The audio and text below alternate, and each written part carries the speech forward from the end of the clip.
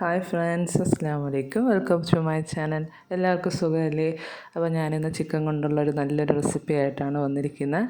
ഇത് നമുക്ക് സ്നാക്കായിട്ട് ഉപയോഗിക്കാം, ഈവനിങ് സ്നാക്കായിട്ട്. പിന്നെ അതുകൂടാതെ നോയമ്പൊക്കെ വരുമ്പോൾ നമുക്ക് നല്ലൊരു റെസിപ്പി ആയിട്ട് ഉപയോഗിക്കാം.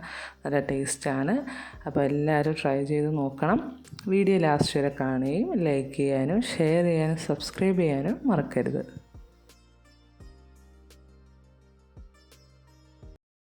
അപ്പം ഞാൻ ആദ്യം ഒരു പാൻ ചൂടായതിന് ശേഷം ഒരു 4 സ്പൂണോളം ഓയിൽ ഒഴിച്ചു കൊടുത്തിട്ടുണ്ട്. ഇപ്പം ഞാൻ വെളിച്ചെണ്ണയാണ് ഒഴിച്ചു കൊടുത്തിട്ടത്. അതിനുശേഷം ഒരു സവാള എടുത്തിട്ടുണ്ട്. അത് ചെറുതായിട്ട് ഇങ്ങനെ കൊത്തി അരിഞ്ഞതാണ്. അത് അതിൻ്റെ അകത്ത് ഇട്ട് കൊടുത്ത് നല്ലതുപോലെ ഒന്ന് എണ്ണയിലിട്ടൊന്ന് ഒന്ന് വഴറ്റിയെടുക്കുക.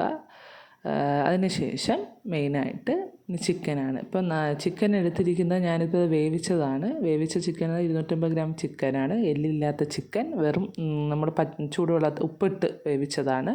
എന്നിട്ട് അതിന് ശേഷം ചെറുതായിട്ട് മിക്സിയിലിട്ടൊന്ന് വേവിച്ചതിന് ശേഷം ക്രഷ് ചെയ്തെടുത്തതാണ്. അപ്പോൾ ഇതേപോലെ പൊരിപൊരിയായിരുന്നു കിട്ടും.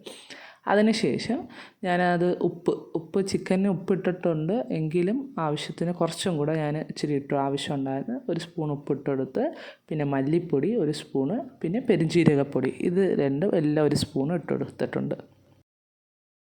ഇതൊന്ന് നല്ലതുപോലെ ഒന്ന് മിക്സാക്കി എടുക്കുക. അപ്പോൾ ഞാൻ ആ കൂട്ടത്തിൽ ഇഞ്ചി വെളുത്തുള്ളിയുടെ പേസ്റ്റ് ഇടാൻ മറന്നുപോയിട്ടുണ്ട്. ആദ്യം സവാള ഇട്ട കൂട്ടത്തിൽ ഇടണ്ടായിരുന്നു. അപ്പോൾ ഞാനത് ഇടാൻ മറന്നുകൊണ്ട് ഇപ്പോൾ അതാ ഇട്ട് കൊടുക്കുന്നുണ്ട്. ആദ്യം നമ്മൾ സവാള ഇടുമ്പോൾ ഇഞ്ചി വെളുത്തുള്ളി പേസ്റ്റ് ഇടുക. അതിന് ശേഷം ചെയ്താലും കുഴപ്പമില്ല. അത് മറന്നുകൊണ്ടാണ് ഇപ്പോൾ ഇടുന്നത്. പിന്നെ അതിന് ശേഷം ഞാൻ 2 സ്പൂണോളം ചെറിയ സ്പൂണോളം മഞ്ഞൾപ്പൊടി ഇട്ട് കൊടുത്തിട്ടുണ്ട്. ഇത് മിക്സാക്കി, ഇത്രയേ ഉള്ള ഐറ്റം. ഇതൊന്ന് മിക്സാക്കിയിട്ട് മാറ്റി വയ്ക്കുക. അത് മാറ്റി വെച്ചതിന് ശേഷം അതിനിപ്പോൾ 2 കോഴിമുട്ടയാണ് വേവിച്ചതാണ്. ഇതേപോലെ ചൂടോടെയാണ് ഇതേപോലെ ഫോർക്ക് ഉപയോഗിച്ച്, ഫോർക്കില്ലെങ്കിലും കുഴപ്പമില്ല, സ്പൂണായാലും മതി. ഇതിപ്പോൾ ഫോർക്കാകുമ്പോൾ പെട്ടെന്ന് പൊടിഞ്ഞു വരും. അപ്പോൾ എല്ലാം ഒന്ന് മിക്സായി പൊടിഞ്ഞു വരാനാണ്. കൂടുതൽ പേസ്റ്റ് ആക്കരുത്, ചെറുതായിട്ടുള്ള പൊടിഞ്ഞു വരുന്ന രീതിയിൽ ഇത് മിക്സാക്കി എടുക്കുക. അതിനുശേഷം നമ്മൾ നേരത്തെ മാറ്റി വെച്ച് അത് ചൂടാറി കാണും. അപ്പോൾ അതിൻ്റെ അകത്താണ് ഈ വേവിച്ച മുട്ട, നമ്മൾ നേരത്തെ പൊടിച്ചില്ലേ ആ മുട്ട, പുഴുങ്ങിയ മുട്ട അങ്ങ് ഇട്ട് കൊടുക്കുക. അപ്പോൾ ഇതെല്ലാം ഒന്ന് മിക്സാക്കാൻ വേണ്ടിയിട്ടാണ് ഇത് ഇടുന്നത്. അതുകൊണ്ടാണ് ഞാനിങ്ങനെ ഫോർക്ക് വെച്ചൊന്ന് ഇങ്ങനെ ചെറുതായിട്ടൊന്ന് പൊടിച്ച് എടുത്തത്. ഫോർക്ക് ഉപയോഗിച്ച് വേണമെങ്കിൽ നമുക്കിത് മിക്സാക്കി എടുക്കാം, പക്ഷേ എല്ലായിടത്തും എത്തില്ല. ഞാനിപ്പോൾ കൈ ഉപയോഗിച്ച് എല്ലായിടത്തും ഒന്ന് മിക്സാക്കി എടുക്കുന്നുണ്ട്.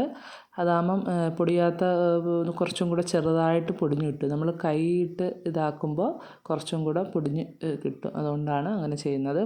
വേണമെങ്കിൽ സ്പൂൺ ഉപയോഗിച്ചും ചെയ്യാം. അപ്പോൾ ഇതൊന്നും ഞാനെല്ലാം ഒന്ന് മിക്സാക്കി എടുക്കുകയാണ്. ഇതിപ്പം ഇനിയിപ്പോൾ ഞാൻ ഒരു മുട്ട ബീറ്റ് ചെയ്തിട്ട് ഒഴിച്ച് കൊടുക്കുന്നുണ്ട്. കാരണം ബോൾ ഷേപ്പിൽ കിട്ടാൻ വേണ്ടിയിട്ടാണ്. നമ്മൾ റൗണ്ട് ഷേപ്പിലാണ് എടുക്കുന്നത്. അതുകൊണ്ടാണ് കുറച്ച് മുട്ട ബീറ്റ് ചെയ്ത് ഒഴിച്ച് കൊടുത്തതിന് ശേഷം അതൊന്ന് മിക്സാക്കി എടുക്കുക.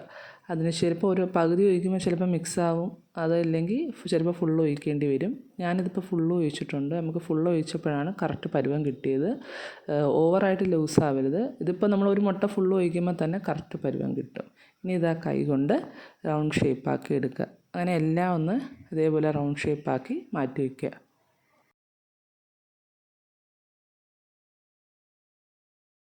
ഇതിപ്പോൾ ഞാനിതാണ്ട് ഓരോന്ന് ഇപ്പോൾ കാണിച്ചിരുന്നുണ്ട്. ഓരോന്ന് ആദ്യം നമ്മൾ റൗണ്ട് ഷേപ്പാക്കി ബോളാക്കി മാറ്റി വയ്ക്കുകയാണ്. കയ്യിൽ എണ്ണയോ അങ്ങനെയൊന്നും തടവേണ്ട ആവശ്യമില്ല. അഥവാ കിട്ടുന്നില്ലെങ്കിൽ കുറച്ച് കയ്യിൽ എണ്ണ തേച്ചിട്ട് ഇങ്ങനെ ആക്കി എടുക്കാം.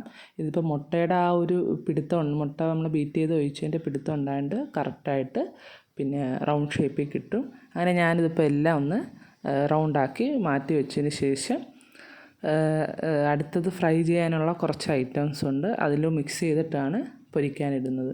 ഇതിപ്പോൾ ഞാനൊരു 3 സ്പൂണോളം മൈദയും വെള്ളവും കൂടെ മിക്സ് ചെയ്തതാണ്. പിന്നെ മറ്റേത് ബ്രെഡ് പൊടിയാണ്. അത് സാധാ ബ്രെഡ് ഞാൻ നല്ലപോലെ പൊടിച്ചെടുത്തതാണ്.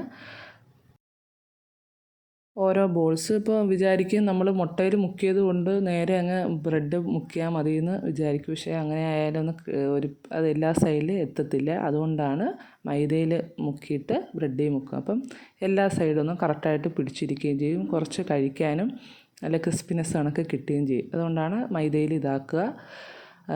അതിന് എല്ലാം അങ്ങ് അതേപോലെ ഒന്ന് ചെയ്യുക. കാരണം നല്ലപോലെ ഡിപ്പ് ചെയ്ത് ആ മാവൊന്ന് നല്ലപോലെ ഒന്ന് അതിൽ പിടിച്ചതിന് ശേഷമേ നമ്മൾ ബ്രെഡിൻ്റെ പൊടിയിലോട്ട് ഇടാവുള്ളൂ.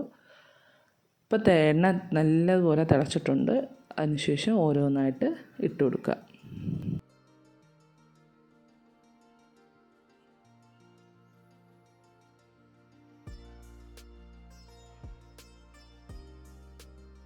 അപ്പുറം 2 സൈഡ് മറിച്ചിട്ട് കൊടുത്തതിന് ശേഷം നമുക്കത് എല്ലാ സൈഡും നല്ല ക്രിസ്പിനെസ് ആയിട്ട് കിട്ടും. അപ്പം ബ്രെഡും ഇതിൽ മുക്കിയത് കൊണ്ട് നല്ലതുപോലെ ഒന്ന് മൊരിഞ്ഞ് പെട്ടെന്ന് വരികയും ചെയ്യും. പിന്നെ അകമുള്ളതെല്ലാം നമ്മൾ വേവിച്ചതായതുകൊണ്ട് ഇതാവേണ്ട പുറമേ ഉള്ളൊരു ഇതാവാൻ വേണ്ടിയാണ്. അതപ്പോൾ ഈ ഒരു പരുവമൊക്കെ ആകുമ്പോൾ നമുക്ക് എടുക്കാം. അപ്പോൾ ബാക്കിയുള്ളതും കൂടെ ഞാൻ അതേപോലെ ഇട്ട് കൊടുത്തിട്ടുണ്ട്. ലാസ്റ്റ് ഞാൻ ഇതൊക്കെ ഒരു സ്റ്റിക്കിൻ്റെ അകത്ത് വെച്ചിട്ടുണ്ട്. അപ്പം ലോലിപ്പോപ്പ് ടൈപ്പ് കാണാനൊരു അതേപോലെ ഇരിക്കും.